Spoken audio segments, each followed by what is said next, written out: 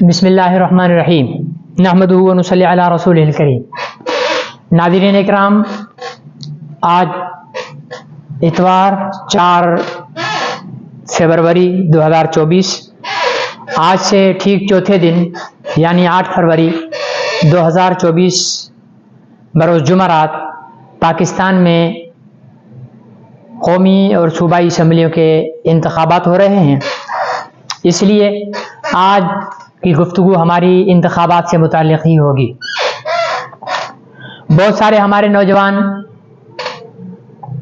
یہ کہتے ہوئے پائے گئے ہیں کہ جناب جمہوریت کفر کا نظام ہے، علماء اکرام کو اس میں حصہ نہیں لینا چاہیے، اور خلافت جو ہے وہ اسلامی نظام ہے اور اس کی کوشش اور جدوجہد کرنی چاہیے۔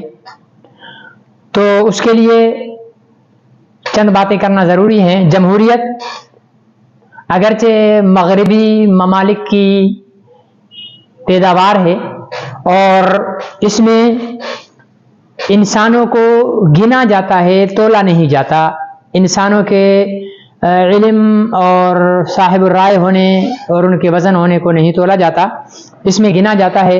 اور اس جمہوریت میں یہ ہے کہ ایک طرف 10,000 جاہل ان پڑھ چرسی بھنگیوں کے ووٹ ہوں اور دوسری طرف جو ہے وہ 9,999 علماء کے ووٹ ہوں، تو وہ چرسی اور بھنگی جیت جائیں گے کیونکہ ان کا ووٹ جو ہے ایک زیادہ ہے۔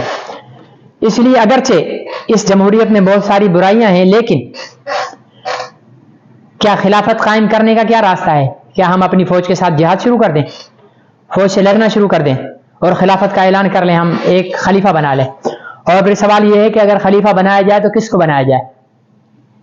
ہمارے ہاں یہ بھی تو ایک مصیبت ہے کہ دیوبندی بریلوی کو تسلیم نہیں کرتا، بریلوی اہل حدیث کو خط تسلیم نہیں کرتا، ایک دوسرے کو تسلیم نہیں کرتے ہیں، تو کون سا خلیفہ ہو؟ خلیفہ دیوبندی ہوگا تو کیا اہل حدیث اور بریلوی اسے تسلیم کر لیں گے؟ یا اہل حدیث ہو تو کیا دیوبندی اور بریلوی اسے تسلیم کر لیں گے؟ یا بریلوی ہو تو اہل حدیث اور دیوبندی اس کو تسلیم کر لیں گے؟ ایک یہ مصیبت بھی ہمارے ہاں ہے۔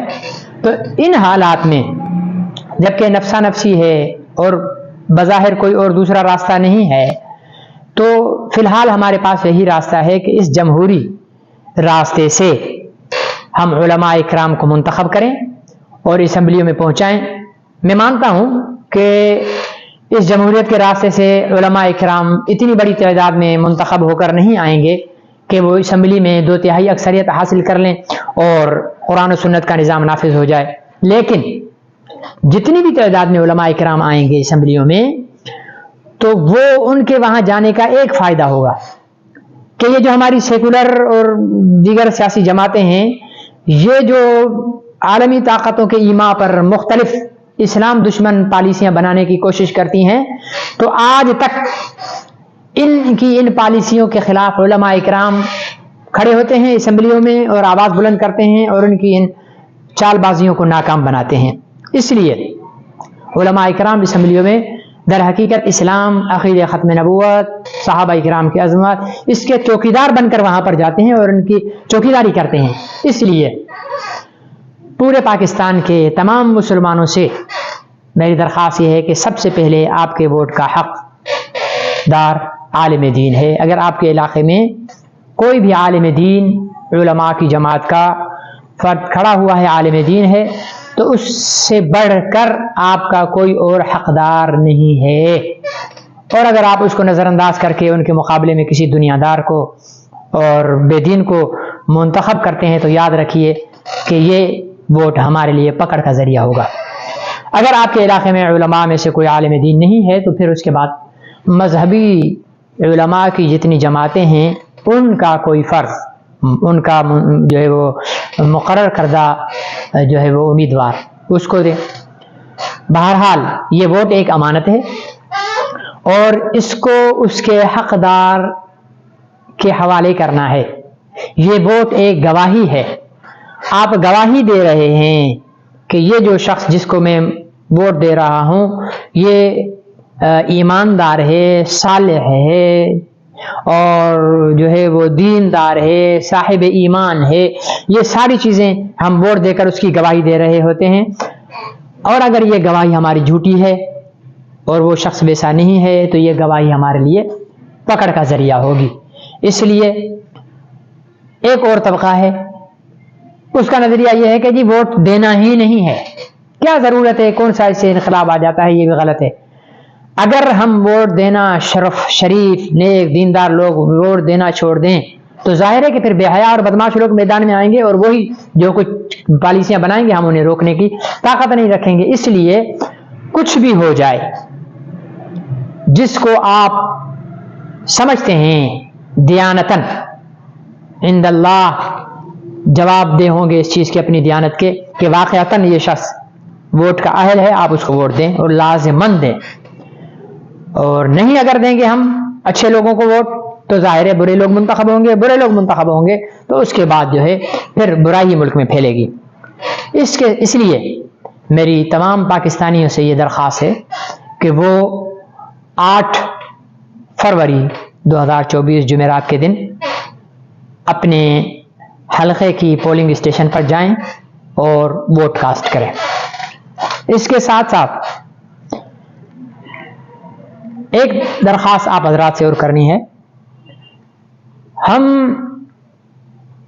ہر الیکشن کے موقع پر اچھے کی امید رکھتے ہیں کہ اب اچھے امیدوار آئیں، اب اچھے حکمران آئیں گے، اب اچھے حکمران آئیں گے. دیکھیے انسان کا دل اللہ کی قدرت میں ہے، اللہ کی طاقت کے اندر ہے، اللہ کے کنٹرول میں ہے. اگر ہم اچھے بن جائیں گے تو ہمارے حکمران بھی اچھے بن جائیں گے. اللہ تعالیٰ سے دعائیں کریں کہ اللہ تعالیٰ ظالم حکمران ہم پر مسلط نہ کرے، بے حس حکمران ہم پر مسلط نہ کرے، بے غیرت قسم کے حکمران ہم پر مسلط نہ کرے. اللہ تعالیٰ جو بھی حکمران آئیں وہ غیرت والے، حیا والے، شرم والے، ایمان والے اور انصاف اور عدل قائم کرنے والے ہوں، خالصتاً وہ مسلمان ہوں، عالمی استعمار کے آلہ کار نہ ہوں. یہ اللہ سے دعائیں بھی کریں اور ہم بھی اللہ تعالیٰ سے توبہ استغفار کریں اور خود اچھا بنیں. جب ہم اچھا بنیں گے اور خود ایماندار بنیں گے، خود ہم چوری نہیں کریں گے، خود ہم بددیانتی نہیں کریں گے، خیانت نہیں کریں گے، جھوٹ نہیں بولیں گے تو ہم پر اچھے حکمران آئیں گے. لیکن اگر ہم خود جھوٹ، خیانت، چوری اور بے حیائی ان چیزوں میں ملوث ہوں گے تو جیسے ہم ہیں اعمالکم اعمالکم، جیسے ہمارے اعمال ہوں گے ویسے ہی ہمارے حکمران ہوں گے. اس لیے ووٹ کے ساتھ ساتھ ہم اپنے اندر تبدیلی لائیں. 76 سال 77 سال ہونے کو آ رہے ہیں لیکن وہی پاکستان ابھی تک ترقی یافتہ نہیں ہے. ہمارے بعد چائنا ملک وجود میں آیا، آج وہ ہم سے آگے ہے. دنیا کی مضبوط ترین جو ہے وہ تاجر کے طور پر ابھرا ہے، اس پوری معیشت مضبوط اس کی ہے. آپ کا جو ہے انڈونیشیا ہے، متحدہ عرب امارات ہیں، کتنے ایسے ممالک ہیں، جرمنی ہے جن کو ہم نے کسی دور میں قرضے دیے تھے وہ کہاں سے کہاں پہنچ گئے ہیں، آج ہم وہیں پر بیٹھے ہوئے ہیں.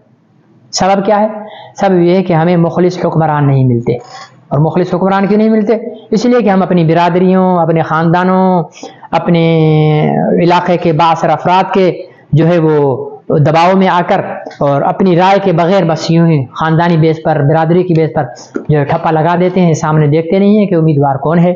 اس لیے دیکھ کر، سوچ سمجھ کر ایماندار، دیانتدار، باحیا، با کردار افراد کو منتخب کریں.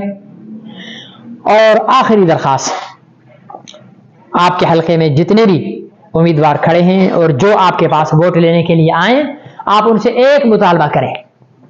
ان سے کہیں کہ ہم آپ سے مہنگائی ختم کرنے، یہ چیزیں یہ کرنے کے بھی نہیں. 75 سال میں کیا ہوا ہے؟ کچھ بھی نہیں ہوا. آپ ان سے کہیں کہ آپ ہمارے ساتھ ایک وعدہ کریں کہ پاکستان کی قومی اور صوبائی اسمبلیوں میں کبھی بھی اسلام مخالف بل کی آپ حمایت نہیں کریں گے بلکہ مخالفت کریں گے.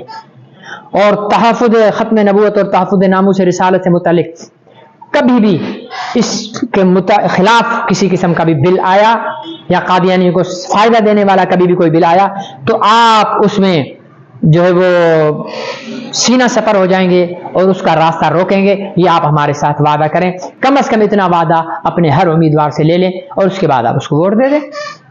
اللہ تعالیٰ سے دعا ہے کہ اللہ تعالیٰ ہمیں بہترین شخصیات، بہترین لوگوں کو، بہترین جماعت کو منتخب کرنے کی توفیق نصیب فرمائے، اور جن لوگوں کو ہم منتخب کریں اللہ تعالیٰ ان سے ملک اور ملت کے مفاد کے بہترین کام کرنے کی انہیں توفیق نصیب فرمائے۔ اقول قولی ھذا استغفر اللہ لی ولکم ولسائر المسلمین واستغفروہ انہ هو الغفور الرحیم۔